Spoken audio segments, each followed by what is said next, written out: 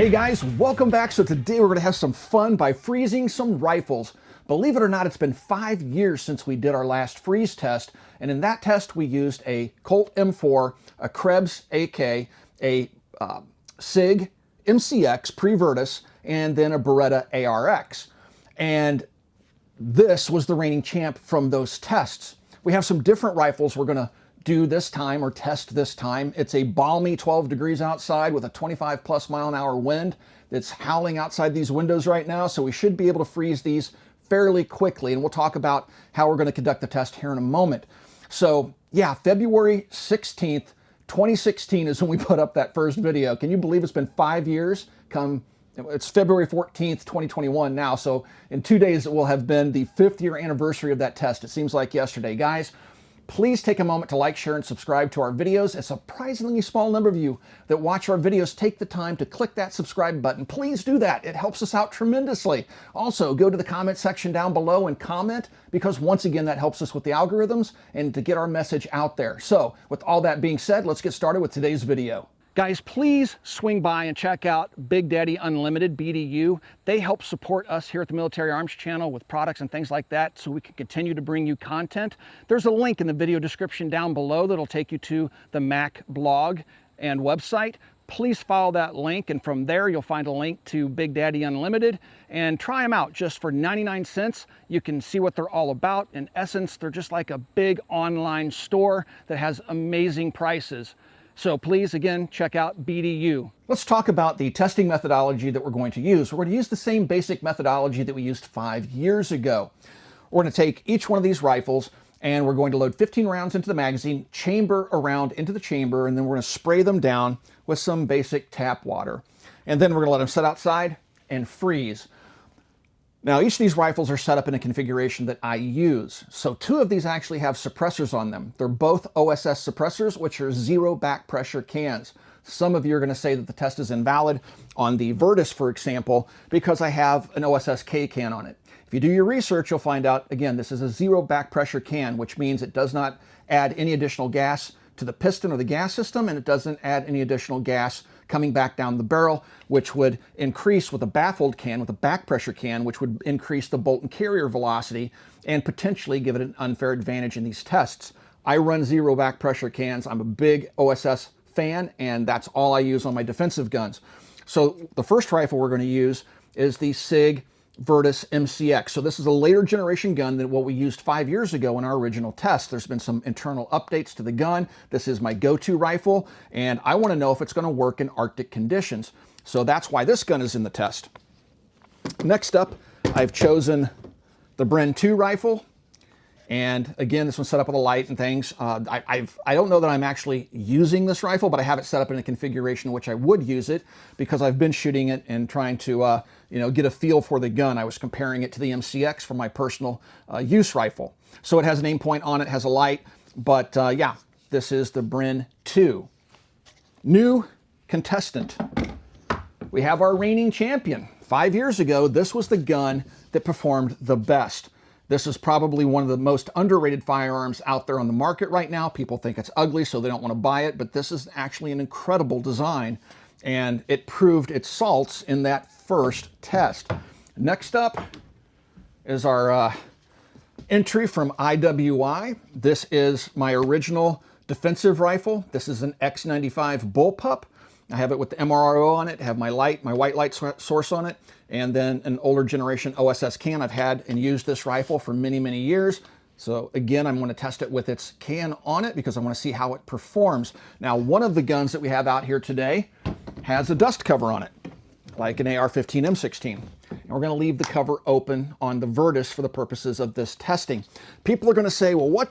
This is a dumb test. Nobody would freeze their gun, Mac. That's just dumb. Well, think about it for a moment. Where I live, it's below the teens out there right now by 1 degree, 12 degrees. When you have a rifle slung and you're out in the snow and your rifle gets snow on it and in it, down the barrel, things like that, when you come into a warmer area like the shooting shack here, that snow is going to melt and turn into water. Then if you go back outside 20 minutes later, that water's going to freeze. So if you live in Alaska, you live far north here in the lower 48, you're going to find that it's actually a pretty legit test. If you're out camping, things like that, you're going from a heated environment to a cold environment, bitterly cold environment, back and forth, that snow is going to melt into water, freeze back up when you go outside.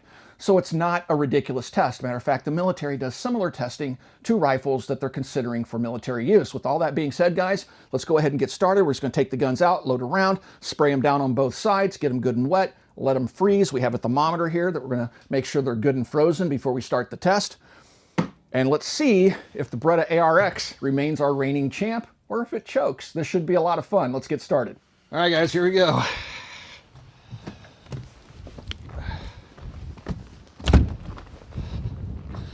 We have the guns laid out here. I'm going to count the number of sprays that I do the first gun. I'm going to repeat the same number of sprays. I'm going to try to get the gas systems on them. The gas system on the X95 is kind of hidden behind plastic.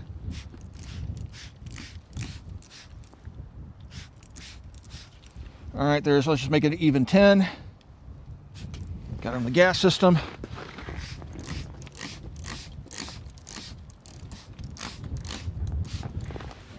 $10 on that one.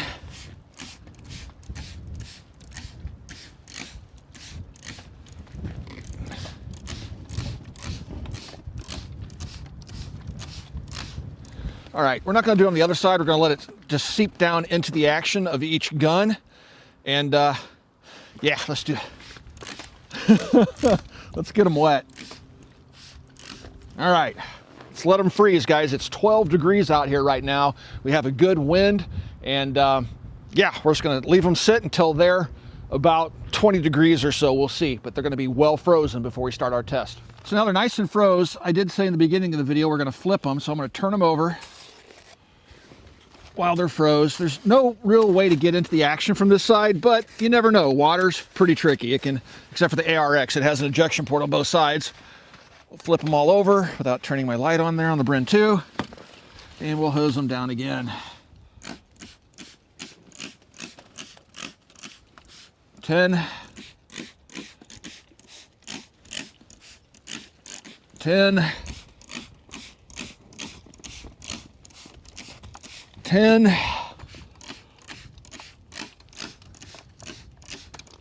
All right, 10. Let them freeze on the other side. I'm already frozen. I've only been out here about 3 or 4 minutes. All right, so they're all well below freezing. They're all frozen solid. All the water's solid. Just take a look at them. Some things I've noticed. If you look at the trough here on the charging handle, you'll see it's full of ice. Last time, I believe we had a problem even getting some of the guns into fire mode. I can see ice accumulate around the selector switch. Same thing on the Beretta here. I don't see so much water pooled up here, so it seeped around, but it froze much more quickly on the other side. So now we can see frozen water around the ejection port. Again, frozen water around the selector switch. Might be hard to get it on fire. X95. Yeah, very little water. It all seeped down into the action. And then there's not a whole lot it can do here on this side, except get in through this slot, which is just the barrel. The gas system's back in here. And the Virtus. Solid ice on this side. Selector lever may be a little bit challenging to turn. All the water on this side, again, got inside and froze inside there. All right, with all that being said, there's no redos. Let's just see how they work. Selector lever is very hard to turn. Got it in the fire position.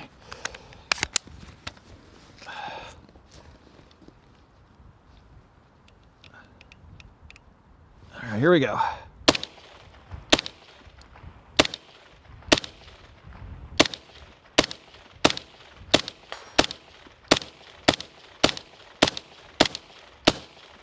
All right, selector lever's a little sticky on that, but she worked. X95. Selector lever rotated easily. Lens cover is frozen. All right, here we go.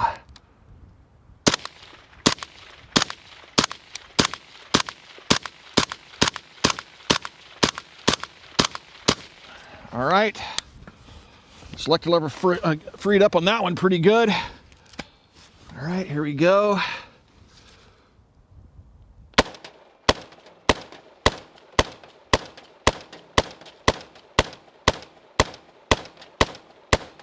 Forgot I had this one set up to eject out the left-hand side.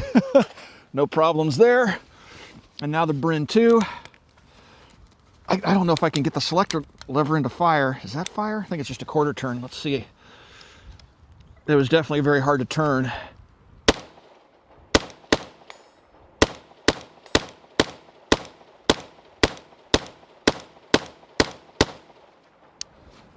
All of them worked. Interesting. I'm frozen. Let's go inside and think about what just happened. So we thought about the test results, and I didn't check to see if I could remove the magazines from each one of these rifles. In the past, that did present a problem. So they've just been laying out here freezing some more since we fired them. We loaded up 4 more OK Industry Surefire magazines, or Surefeed magazines. That's what we're using out here. Again, OK Industries, military specs Stanag mags. I was actually using these things back in the 80s. Very good magazines. So let's go ahead and pull the magazines out of each, put another 15 rounds into each, but this time I'm going to spray water into the action of the gun, getting on rounds in the magazine wet, getting water directly into the action, maybe even into the trigger group. Let's see if we can't make this a little bit more unrealistic, but a little bit more difficult for the rifles since they all fared so well. So we'll do Virtus first. All right, so I can't get the magazine catch. Okay, I got it. Now I'm going to have to beat on it because it stayed in the unlocked position. Let's see if I can free that up first.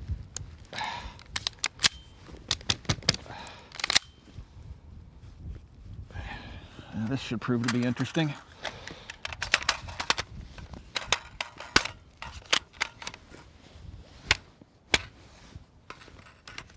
All right, I got it to lock.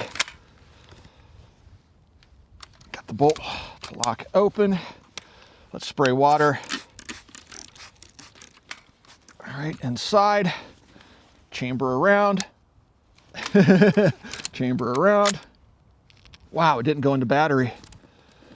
Check that out. It's just slightly out of battery. Didn't pick up a round either. Oh yeah, it did. There's one in there. Now I got a problem. So this is pretty interesting, guys. Trying to, all right, so I should have a round in there.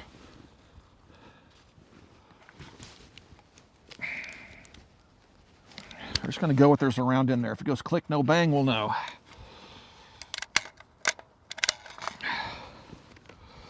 Let's see, we'll compare it to another mag. Yep, should have a round in there because there's one missing. Have to push the mag catch down to lock it in. All right, that weapon's on safe. I think there's a round chambered. Let's see how the X95 works. I can't get the magazine to release. There we go. I pushed on the other side. I could feel the ice break. All right. Take another full mag. Locked in okay.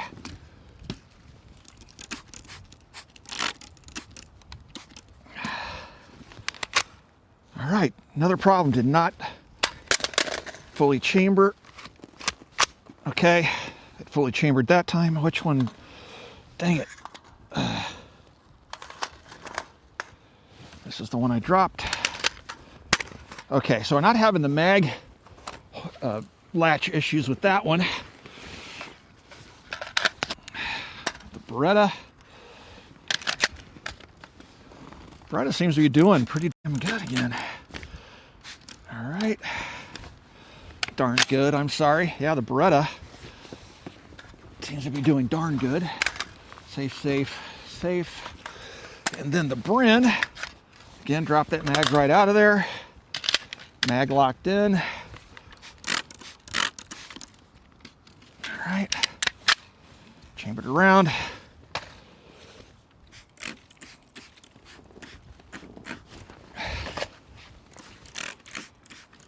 All right, we'll try this again. Let's see if we made it so hard it can't work.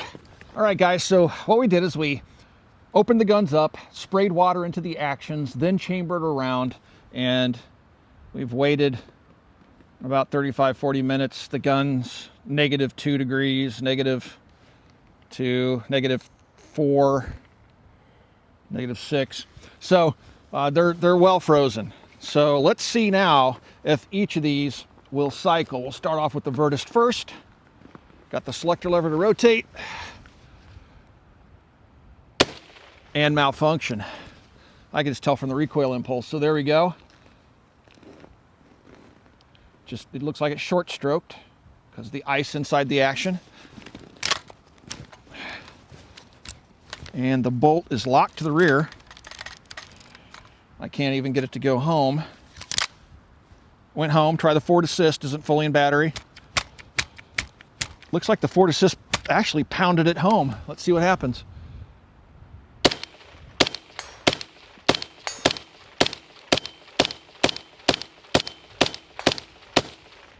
What do you know? The forward assist actually worked for once. All right, magazine, if I can drop it out, I can still drop it out, but it's still not dropping down, so I'm going to have to push it back down. So these AR controls we'll talk more about here in a minute, but it's not springing back. And we've had that problem when we froze the M16 and the AR-15 in the past. All right, X95 up. Selector moved very freely.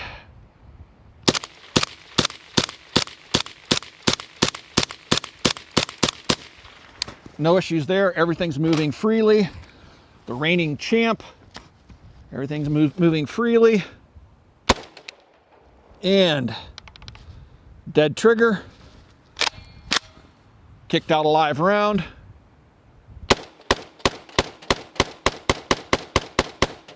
All right, so we had one live round I had to kick out because of a dead trigger. It ejected the spent case, chambered a live round, but I had a dead trigger. And the Bren 2. Safety moves freely. Malfunction. Stovepipe. And failure to feed. That's my own fault for not properly clearing it. 2 rounds. I'm going to go ahead and put those 2 rounds back in the gun, but the bolt's freely moving.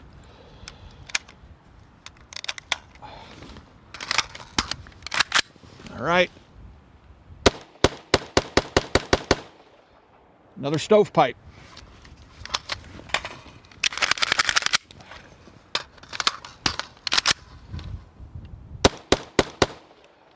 All right, there we go. Let's go inside and warm up and talk about this. So it's pretty interesting how things change. Now we have other test videos out there where we've already tested the M4 carbine. And one thing that was fairly consistent with rifles that use M4 or AR-15, M16 type controls is that the mag catch seems to present a problem. And we ran into that problem with the MCX Virtus. But let's not get out of order here first. So the guns are laid out here in the order of which I believe they performed. The best performance being here, the worst performance being here. I'd like to note that the OK Industries SureFeed magazines performed flawlessly throughout the tests. These things have been rock solid for me for decades. So let's talk about the Bren 2. So the Bren 2 had the most problems. During the first test, all the guns breezed right through the first test. So what came down to the second test where we got water inside the actions of the gun that we started to run into problems. The Bren 2 had a couple of malfunctions, stovepipe malfunctions. And so therefore it performed the worst in this test. Now guys, I know the CZ fans out there are going to go nuts. This is not a scientific test. This is as best as we can do with the resources that we have. So this is mostly for entertainment, just like with our gauntlet tests. Don't take this as the gospel on how these weapons will perform in Arctic type conditions. Have to get that out of the way because somebody's going to blow a fuse down in the comment section. So this one performed the worst. We had the most malfunctions with it. Next, we ran into problems with the Virtus. Now, as I said already, I'm not going to keep saying this, all the guns performed flawlessly in our first test. It was when we got water inside the actions of the guns by holding the bolt open that we started to find problems with the guns.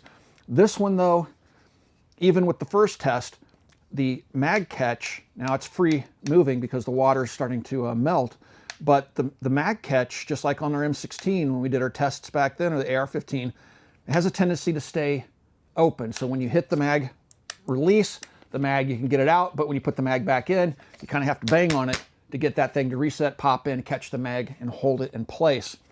When we put the water in the gun, we had a malfunction.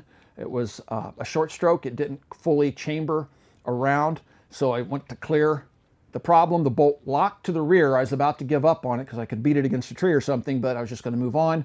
And when I put the charging handle forward, bolt went home, but it didn't go completely home. Used the forward assist for its intended purpose. It actually worked for once in my life, and the gun resumed function. No more problems after that. The ARX, which was our reigning champ until today, had no problems with the exception of firing that first round after getting the water in the action. It kicked the spent case out with force. It chambered that round with no problem, but I had a dead trigger, so water probably got into the trigger mechanism and it was not able to reset. Possibly if I would have whacked it or something like that, it could have broken free and it maybe would have reset, but I just ran the bolt on the gun, finished it out, and I picked up that loose round, I believe, and finished out the magazine. No more problems. So the only gun that didn't experience any problems whatsoever, we didn't have any issues with the selector lever, we didn't have any issues with the mag release, we didn't have any issues with it whatsoever, and it cycled flawlessly, the X95. So, you know, I really expected the Beretta to once again perform about the same. This is easily one of the most underrated guns out there. I've abused the snot out of this particular one, run it suppressed most of its life. We've frozen it and done all sorts of things to it, and it just keeps on chugging. So I really expected it to be number one once again. Today it goes to the X95, which is good because I love that weapon and I use it as my go-to rifle. This was my go-to rifle. I know you guys are gonna say, oh, you have multiple go-to rifles. I keep an X95 bullpup on hand at the house when I'm traveling. I do take the Virtus. Now, will this change my opinion of the Virtus based on these tests? No, this is pretty darn extreme. I don't basically expect to dunk my gun in water and have it freeze. Under most conditions, the gun's gonna work just fine. You can see it's starting, you see how much water we got on these things. It's just running off of them now. It's in a warm area. So in essence, take the outcome mostly with a grain of salt, but I think there's some interesting data points to be gleaned from our tests this afternoon.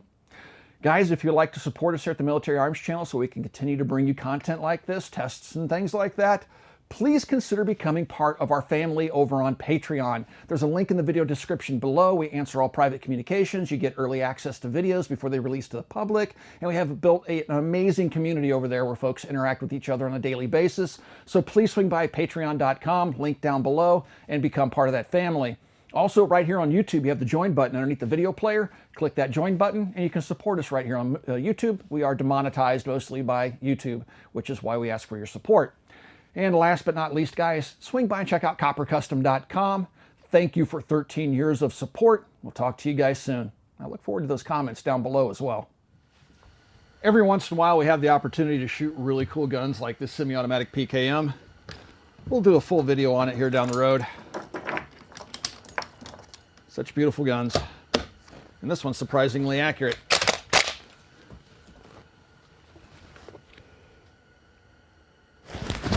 Gotta watch that elbow.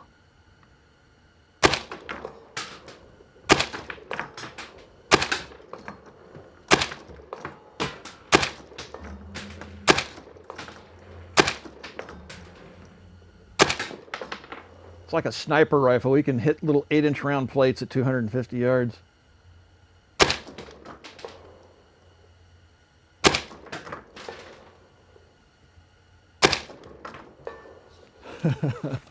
This thing is so cool. Made by the guys over at Malcomar.